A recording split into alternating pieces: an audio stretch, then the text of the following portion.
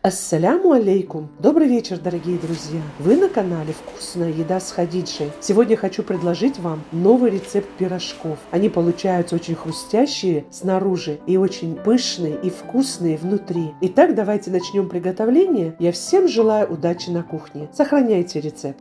400 грамм картофеля очищенного нарезаем на кусочки и будем отваривать до готовности.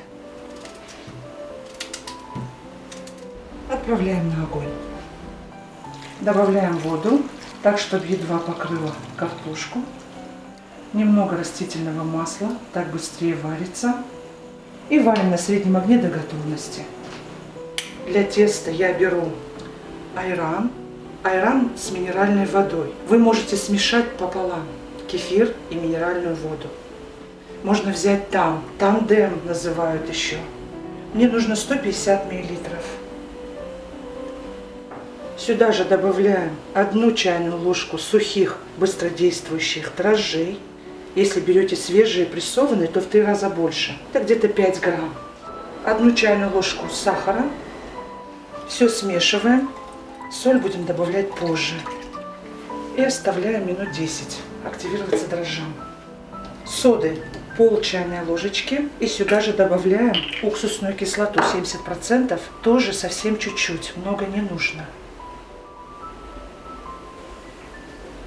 Все смешиваем и сейчас будем разбавлять это все кипятком. 250 мл крутого кипятка. Сюда добавляем 1 чайную ложку соли. И вот посмотрите, наша сода, она еще шипит. И сюда же отправляем погашенную соду. Все хорошо смешиваем. Вот посмотрите, у нас дрожжи активировались, айран холодный, и мы сейчас температуру повысим за счет кипятка. Все хорошо смешиваем. Я отвесила 800 грамм муки пшеничной, белой, высшего сорта. Всю сразу ее добавлять не буду, добавлю для начала где-то 700 грамм. Тесто должно быть очень мягкое, нежное, если мы хотим, чтобы пирожки были отменные. Обязательно пропускаем через сито, насыщаем кислородом, делаем муку нашу легкой. Тогда готовые изделия будут очень хорошие. Очень многое зависит от муки. Я обычно беру макфа муку. Мне очень нравится, как она себя ведет в тесте. И неважно, это пирожки, пироги или торты, прекрасно себя ведет мука. И мука со временем слеживается, поэтому обязательно, так же как и какао, нужно пропускать через сито. Всю жидкую смесь хорошо смешиваем, делаем в муке углубление, кратер, отправляем сюда жидкость. Жидкость очень нежно пахнет кисломолочным продуктом. И начинаем замешивать тесто. Жидкость не должна быть горячей. Вы наливаете кипяток в соду и уксус, дайте немножко остыть. Вот сейчас у меня тесто нежное, теплое, так, чтобы не ошпарить дрожжи. И сейчас мы начинаем вымешивать тесто. Мука может отличаться, поэтому плюс-минус. Никогда точную гранулировку сказать невозможно. Вы смотрите на конечный результат, как выглядит тесто. Вот посмотрите, тесто какое у меня получилось. Ни в коем случае больше муки добавлять нельзя. Я отвесила 154 грамма, у меня осталось муки. И сейчас на поверхность и будем тесто вымешивать. Тесто выкладываем на рабочую поверхность. И где-то нам нужно будет месить минут 10-15. И в конце еще добавим немножко растительного масла. Тесто нужно хорошо вымесить. Из этого теста можно готовить хлеб, сосиски в тесте, любые пирожки, печеные, жареные. Это универсальное тесто. И вот сейчас снова добавляем масло. Где-то еще 1 столовую ложку растительного масла. И еще вымешиваем минут 7-10. Тесто уже эластичное, очень хорошее, посмотрите. Но мы еще его немножко повымешиваем. Хорошо вымешанное тесто даст вам отличный результат. Оно в работе очень приятное, растаивается лучше. И, конечно же, конечное изделие тоже очень хорошее. Вот посмотрите, тесто какое получается. Оно немножко липнет к рукам. Так и должно быть, когда кисломолочный продукт добавляешь. Тесто липнет. И вот посмотрите, великолепное тесто, очень нежное. Вот таким оно и должно быть. Подкатываем его в шар Ничего больше добавлять не нужно. И сейчас отправляем его в емкость. Немного растительного масла на донышко, лицевую часть теста.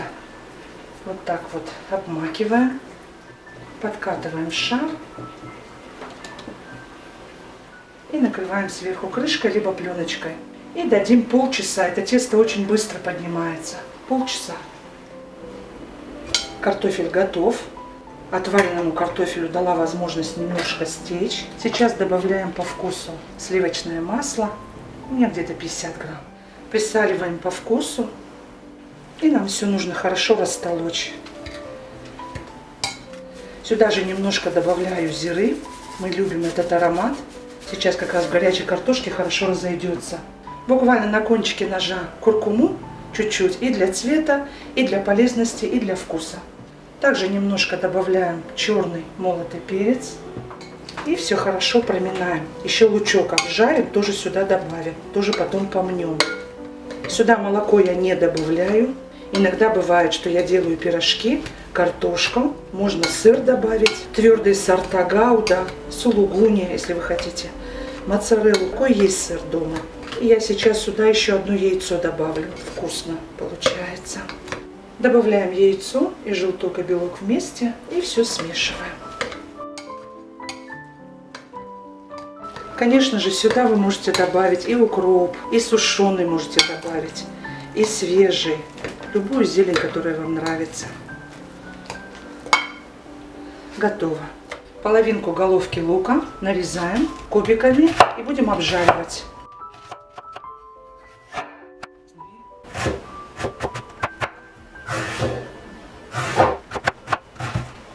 Сковородку на средний огонь, немного растительного масла, грамм 20 сливочного масла.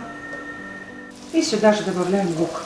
Обжариваем до нежно-золотистого цвета. Чтобы дал нежный карамельный вкус, немножко присаливаем.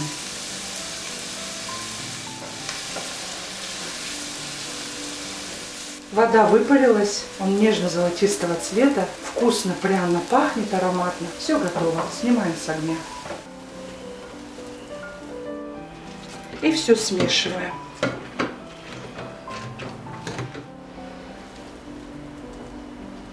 Все у нас готово, начинка. Присаливаем по вкусу, перчим по вкусу. Все готово. Тесто наше готово.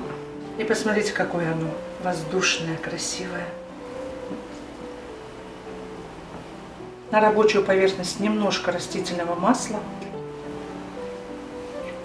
И сейчас сюда отправляем тесто.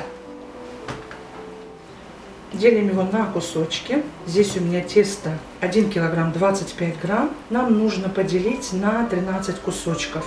Где-то по 80 грамм. И сейчас каждый кусочек теста скатываем в шарик. Растительного масла на поверхности тоже много не должно быть. В противном случае слепливать очень тяжело будет пирожки.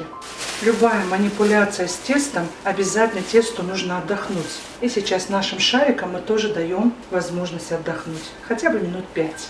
На доску, куда мы будем формировать пирожки, тоже немножко растительного масла. Вот так вот смазываем. Не сильно, чтобы много масла было. Если с мукой, то мука будет гореть потом и горький будет привкус. И сейчас берем по одному кружочку и начинаем работать. Переворачиваем на лицевую сторону и вот так распластываем тесто.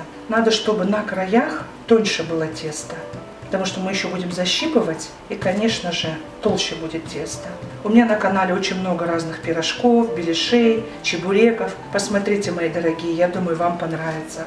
Очень важно, чтобы много масла не было на краях. Выкладываем такую хорошую порцию начинки и скрепляем. Скрепляем очень хорошо, проходимся по шву несколько раз. Формируем пирожок, какой нам нравится. Я люблю немножко удлиненные. Вот так защипываем и вот так немножко распластываем. И выкладываем на специальную доску. И можно сразу вот так 3 пирожка разделывать. Немножко куркумы добавили. Какая красивая начинка. Желтенькая. И все делается легко и просто. Быстро. С любой начинкой можно.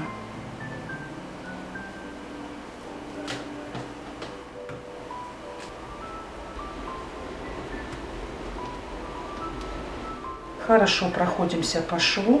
Тесто великолепно лепится.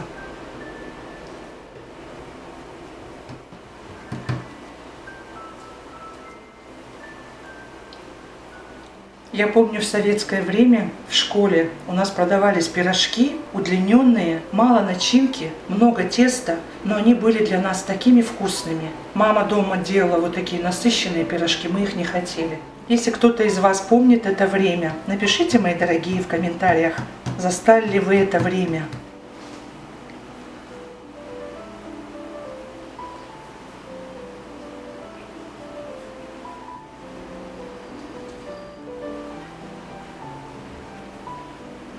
Вы меня спрашивали на эфире, нужно ли пирожки еще растаивать. Обязательно.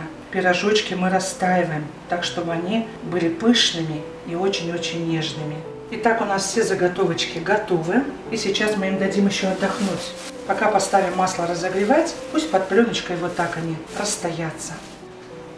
У нас от деревянной лучинки должны идти пузырьки. Вот вы видите, пузырьки есть. И сейчас мы по шву проходимся пирожка обязательно. И швом выкладываем вниз. Вот так у меня шов выглядит. Все нужно делать аккуратно. Жарим на огне чуть ниже среднего. Не должен быть маленький огонь, в противном случае они очень сильно будут впитывать масло. Вилочкой аккуратно переворачиваем.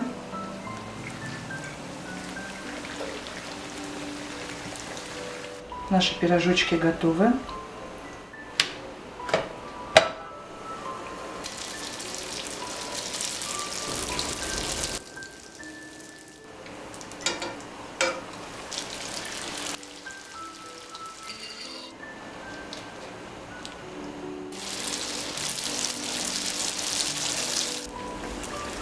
Итак, дорогие друзья, я думаю, эпитеты излишни. Пирожки у нас получились очень вкусные, очень пышные и хрустящие. Всем настоятельно рекомендую приготовить по этому рецепту. Порадуйте себя и своих любимых. Если понравилось видео, ставьте лайк, поддержите наш канал лайком. Делитесь моим видео со своими друзьями и близкими и в соцсетях. Отдельная благодарность за комментарии. Не забудьте подписаться, нажать на колокольчик, чтобы не пропускать выход нового видео. Я не прощаюсь с вами, а говорю лишь до новых встреч, друзья, на канале «Вкусная еда с Хадиджей». Пока-пока.